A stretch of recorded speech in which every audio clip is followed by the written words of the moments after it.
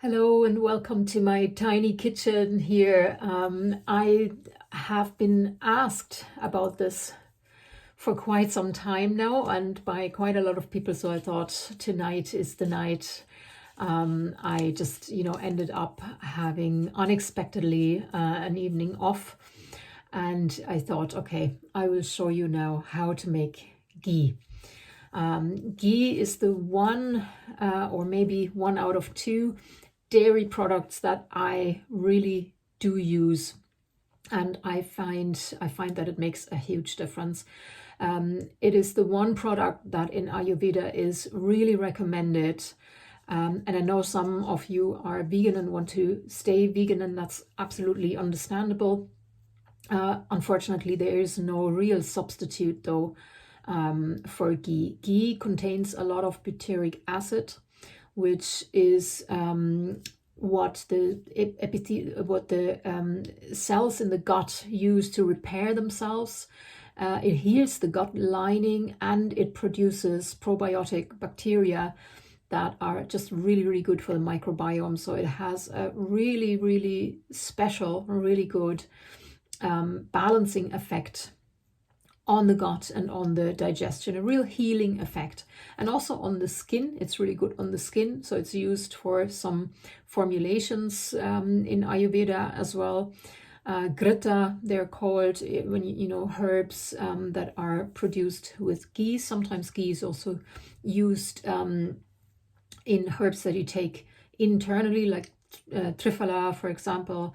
When you add a little bit of ghee to it, it just enhances often the effect, and it acts as a carrier. It carries literally the medicinal properties to the right places, and it's wonderful also for pitta, and it's very anti-inflammatory. It's a really wonderful thing to do. And when you buy ghee in the shop, it's really expensive, and it's really quite easy to make yourself. I used to have a slow cooker. It's really easy to make in the slow cooker. Now I don't have a slow cooker. It's not quite as easy, but I'll show you how I make it.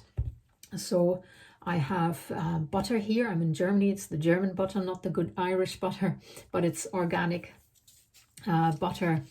And I have a pot. I'm just gonna wipe it. I have to bend down a little bit because it's really small in this kitchen. So I turn on the heat really low. That's why the slow cooker is so good, because it provides just a really steady low heat, and the butter can just simply melt. So I have 2 packets of butter. You can make, depending on how many there are in your family, you can make a little bit in advance or make small amounts. I tend to make a little bit in advance.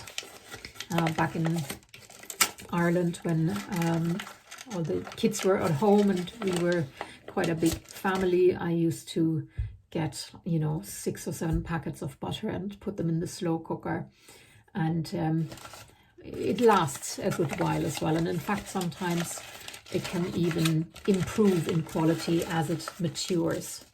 So I'll just let this melt in the pot, and 2 packets of butter in my pot now, and then when it's melted, I'll leave it on for a while, and then, because what will happen is the milk, the particles of milk will separate. In the slow cooker you will see this really clearly, because the fat will rise to the top, and then there's this milky liquid, and you can just simply separate that.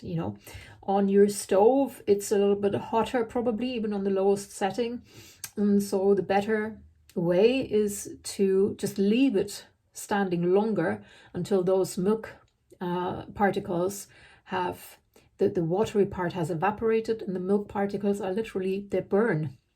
Not that they get black, but they just clump a little bit, and you can strain them off then.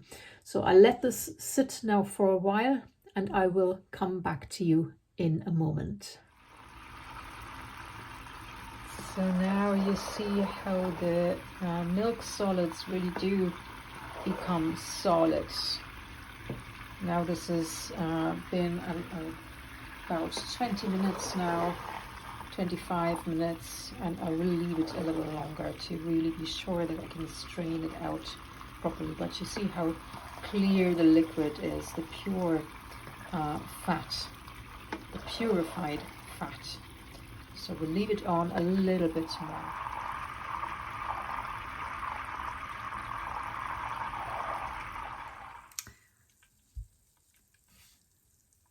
So I'm back to my ghee, and as you can see, it is nicely, now the milk solids are pretty much out and burnt off and steamed off.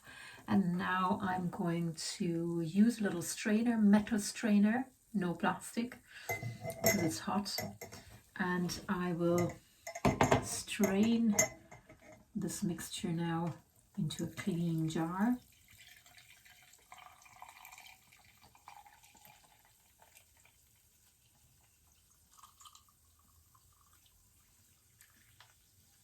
And it strains out beautifully now. And there I have it, the pure, clean butter fat from the butter, the ghee. So I hope this was easy enough to follow, and I'm sure there's other ways as well. I actually remember also the very first time I made ghee, which was in the 90s in Berlin, I used some recipe from a book, and I remember that it said to put some whole cloves, 2 or 3 whole cloves into the pot as well. It should help the separation or something, but I can't quite remember, it's a long time ago. So if you know anything about that, please do let me know. I'd be actually interested in it. All right, I hope it helped a little bit. Let me know if it worked out for you. Bye for now.